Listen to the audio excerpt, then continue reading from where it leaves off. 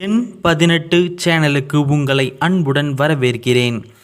நாம் தற்போது காண இருப்பது சுவாமி விவேகானந்தரின் வாழ்க்கையில் நடந்த சுவாரஸ்யமான நிகழ்வு ஒன்றை காண்போம். சுவாமி விவேகானந்தர் ஒருமுறை தனது நண்பனின் வீட்டிற்கு விருந்துக்கு வந்திருந்தார். அப்போது சுவாமி விவேகானந்தரின் நண்பன் மற்றும் நண்பனின் மனைவி மூவரும் தோட்டத்தில் நின்று கொண்டு பேசிக் கொண்டிருந்தனர்.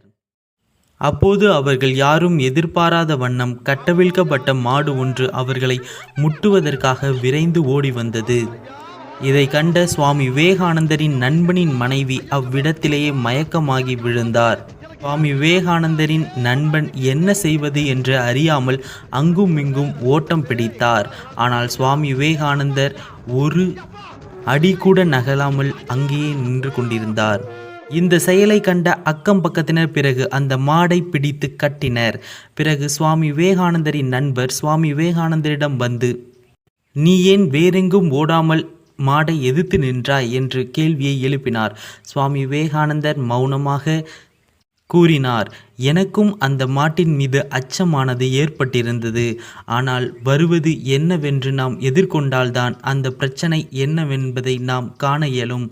வரும் துன்பத்தை கண்டு ஓடிய உன் பின்னால்தான் அந்த மாடானது விரட்டி கொண்டு வந்தது. ஆனால் அதை எதிர்த்து நின்ற என்னையோ அது ஒன்றும் செய்யவில்லை. பார்த்தாயா?